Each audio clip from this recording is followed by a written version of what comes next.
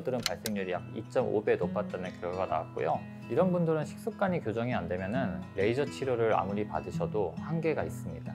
이분은 여드름 치료와 함께 제가 식습관 조언을 좀 드렸고요. 그리고 현재는 치료가 잘 돼서 많이 안정된 상태십니다. 그 미국의 14살 소년이 이 원칩 챌린지 하다가 심장마비로 사망했잖아요.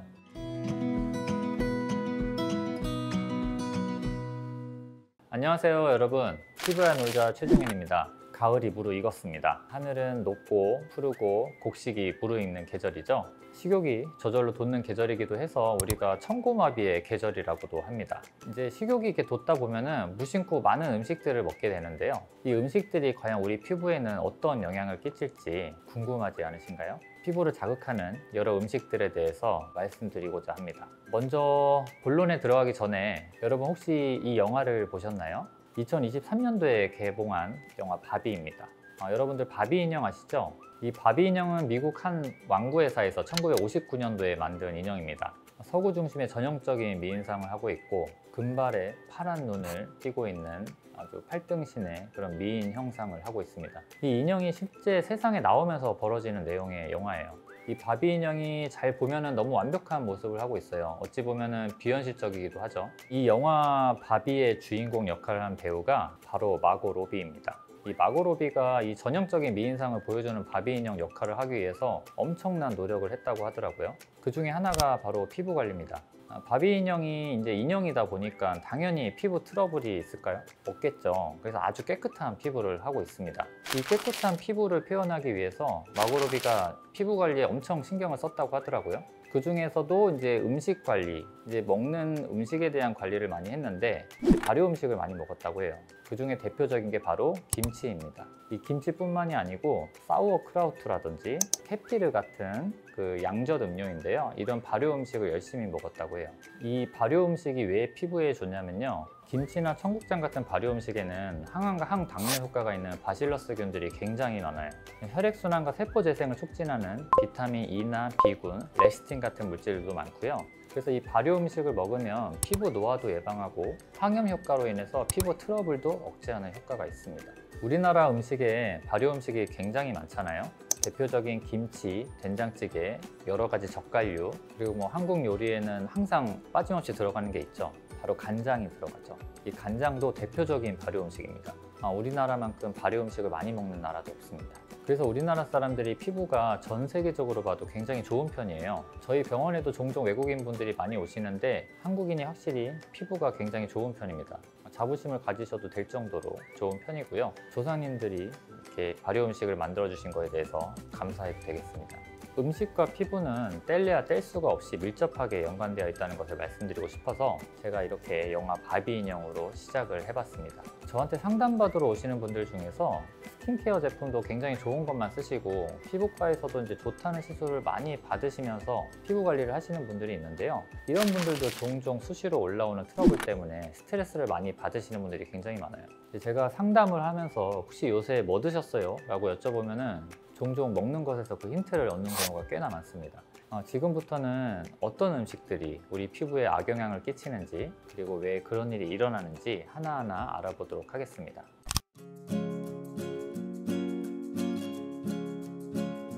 첫 번째로 살펴볼 음식은 바로 매운 음식입니다.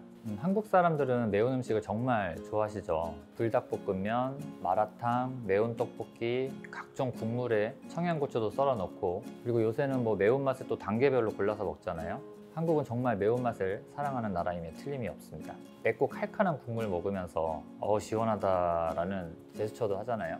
이런 나라가 사실 없죠. 그런데 매운 음식이 피부에 썩 좋지는 않습니다. 매운 음식의 주성분인 캡사이신이 우리 몸에 들어가면 흥미로운 일이 일어나요. 먼저 캡사이신이 뭘까요? 단순히 매운맛을 내는 재료? 캡사이신은 바닐릴 아미드 계열의 알칼로이드 화합물인데요. 이 분자가 우리 입안에 들어오면 TRPV1이라는 특별한 수용체와 결합을 하게 됩니다. 여기서 정말 신기한 점은 이 TRPV1 수용체가 원래는 43도 이상의 뜨거운 온도를 감지하는 열감지 센서거든요. 그래서 우리가 캡사이신을 먹으면 이 수용체가 인지가 돼서 우리 뇌에서는 실제로는 뜨겁지도 않은데 뜨거! 라는 신호로 받아들이게 됩니다. 그래서 매운 음식을 먹으면 마치 뜨거운 것을 먹는 거랑 유사하게 반응을 하게 되는 거예요. 입안을 식히기 위해서 입을 벌리고 침이 분비가 되고 땀을 흘리게 되죠. 그리고 혹시 스코빌 지수라고 들어보셨나요? 1912년도 미국의 한 화학자 윌버 스코빌이 개발한 매운맛의 측정 단위입니다. 우리가 스코빌 힛 유닛이라고 해서 전혀 안 매운 것을 제로 스코빌로 잡고 매울수록 수치가 올라가는 단위인데요. 예를 들어서 물은 0이에요. 피망은 10 스코빌 정도라고 하고요. 우리가 흔히 먹는 청양고추 있잖아요. 그게 4,000에서 12,000 스코빌 정도 됩니다. 요즘 인기 있는 불닭볶음면이 약 4,400 스코빌 정도 되고요. 엽기 떡볶이가 12,000에서 15,000 스코빌 정도 되는데 순수 캡사이신은 제가 찾아보니까 무려 1,600만 스코빌이라고 합니다. 자료를 좀 찾아보다가 재밌는 자료도 좀 찾아봤는데요. 우리나라 라면 정말 많잖아요. 그리고 요새 트렌드가 자꾸 더 매운 라면들이 나오는 것 같아요. 그래서 라면 중에 보니까 이 스코빌 지수를 토대로 정리한 표가 있더라고요. 거기 보니까 틈새 라면이 제일 맵다고 나왔습니다. 이거보다 더 매운 것도 있나요? 저는 사실 신라면이 저한테는 매운 라면 중에는 한계치거든요. 제가 좀 맵찔이라서. 근데 신라면은 순위권에도 못 들더라고요. 이게 참 충격적이었습니다. 신라면도 전 가끔 진짜 스트레스 받고 풀고 싶을 때 옆에 두루마리 휴지 하나 가져다 놓고 땀 닦아가면서 먹는 라면이거든요. 신라면이 이 정도인데 이거보다 더 매운 라면들이 많은 것을 보고 도대체 얼마나 매울지 상상이 잘 안 됐습니다. 여기서 중요한 거는 스코빌 지수가 높아질수록 우리 몸의 생리 반응도 그에 비례해서 굉장히 강해진다는 거예요. 캡사이신이 TRPV1 수용체에 결합하면은 세포 내에서 칼슘 이온이 급격히 유입이 됩니다. 이것이 트리거가 돼서 혈관을 확장시키게 돼요. 그래서 매운 걸 먹게 되면은 얼굴이 빨갛게 달아오르고 땀이 나게 되는데요. 특히 안면 홍조나 주사 피부염이 있으신 분들의 경우에는 매운 음식을 섭취하면 증상이 현저하게 악화될 수가 있겠습니다. 실제로 만성 홍조가 생기신 분들 중에서 이 매운 음식을 즐겨 드시는 분들이 꽤 많으세요. 이런 분들은 식습관이 교정이 안 되면은 레이저 치료를 아무리 받으셔도 한계가 있습니다. 매운 음식을 지속적으로 섭취하면 우리 피부 혈관이 만성적으로 확장된 상태가 되거든요. 캡사이신이 신경을 자극해서 염증 물질들을 분비하게 되는데 이 물질들이 피부에 축적되면서 지속적인 염증 상태를 만들게 됩니다. 그리고 여드름이 원래 좀 나는 분들 있잖아요. 이런 분들은 여드름이 더 악화될 수도 있어요. 그래서 캡사이신이 교감신경계를 활성화시키고 그리고 에크린 땀샘뿐만 아니라 피지선도 함께 활성화시키기 때문입니다. 물론 개인차는 좀 있습니다. 매운맛에 강한 사람들이 있잖아요. 개개인마다 같은 스코빌 지수의 캡사이신에도 반응이 좀 다를 수 있거든요. 이게 왜 그러냐면 사람마다 TRPV1 수용체의 개수와 민감도가 다 다르기 때문이에요. 유전적 다양성에 따라서 이 매운맛의 민감도가 결정된다고 볼 수 있겠습니다. 그렇다고 매운 음식을 아예 끊으라는 것은 아니고요. 피부 트러블이 심하다든지 점차 홍조가 악화되는 경향이 있는 분들이라면 매운 음식을 내가 얼마나 섭취하고 있는지 한번 체크하시면 도움이 될 것으로 생각됩니다.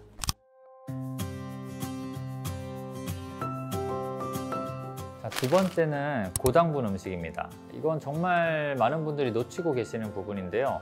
단순히 달달한 음식만을 말하는 게 아니고 혈당을 좀 급격히 올리는 혈당 스파이크를 유발하는 음식들을 말하는 겁니다. 흰 쌀밥이라든지 빵, 과자, 도너츠, 라면 같은 것들이 있겠죠. 우리 몸에서 혈당이 급격히 올라가면 인슐린이 대량으로 분비가 되는데요. 그런데 이 인슐린은 IGF-1, 인슐린 유사 성장인자라는 물질의 분비를 촉진시키는데 피지선을 보통 자극하거든요. 피지선을 자극하면 피지 분비가 증가하고 모공 주변의 각질화를 촉진시켜요. 그래서 피부를 코메도제닉한 상태로 만들게 됩니다. 결국에는 모공이 막히고 여드름이 생길 수밖에 없죠.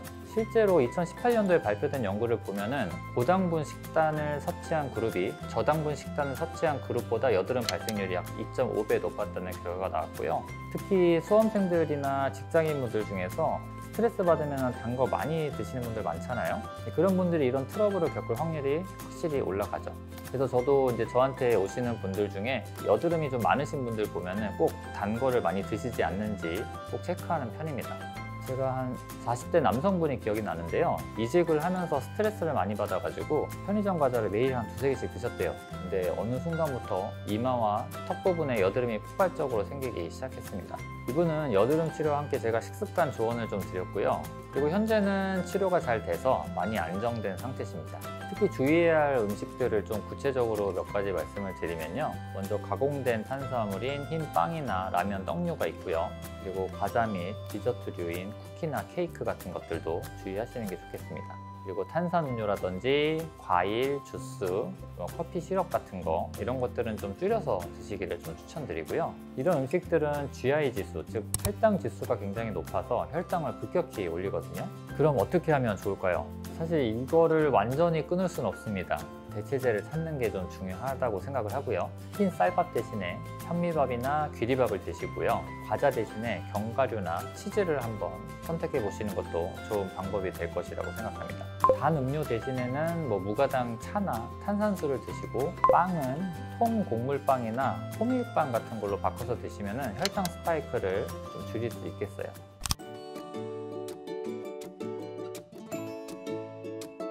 세 번째는 유제품입니다. 이건 좀 논란이 있는 부분이기도 해요. 모든 사람들에게 유제품이 꼭 나쁜 건 아니거든요.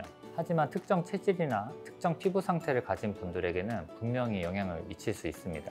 유제품이 피부에 영향을 미치는 메커니즘은 크게 두 가지인데요. 첫 번째는 호르몬의 영향이거든요. 우유에는 자연적으로 성장 호르몬과 유사한 물질들이 들어있어요. 그래서 IGF-1이라는 물질인데 앞서 고당분 음식에서 설명드렸던 그 물질과 동일합니다. 이 물질이 피지 분비를 증가시키고 모공을 막을 수 있다고 앞에서 말씀드렸죠. 두 번째는 염증 반응입니다. 일부 사람들은 유제품에 대한 만성적인 염증 반응을 보여요. 이게 유당불내증과는 좀 다른 개념인데 유제품에 포함된 포화지방 때문이라는 연구 결과도 있지만 아직 정확한 원인은 도출되진 않았습니다. 다만 일부 분들에게 몸 안에 미세한 염증 반응을 유발할 수 있는 걸로 되어 있어요.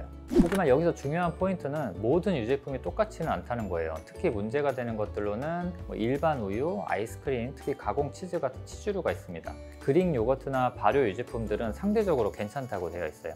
발효 과정을 거친 유제품들은 프로바이오틱스가 풍부해서 오히려 장 건강에 도움이 될 수 있고요. 이것이 피부 건강에도 긍정적인 영향을 미칠 수 있기 때문입니다. 제가 권하는 방법은 일단 2-3주 정도는 유제품을 완전히 끊어보시라고 말씀을 드리고요. 그리고 피부 상태를 체크해 보시고 다시 조금씩 섭취하면서 피부에 어떤 영향을 미치는지 체크해 보시는 것도 좋을 것 같습니다.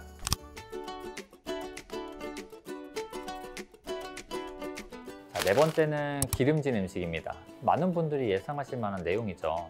튀김, 삼겹살, 피자, 그냥 듣기만 해도 피부에는 썩 좋지 않겠다 싶지 않나요? 고지방 음식이 피부에 미치는 영향을 설명드리도록 하겠습니다.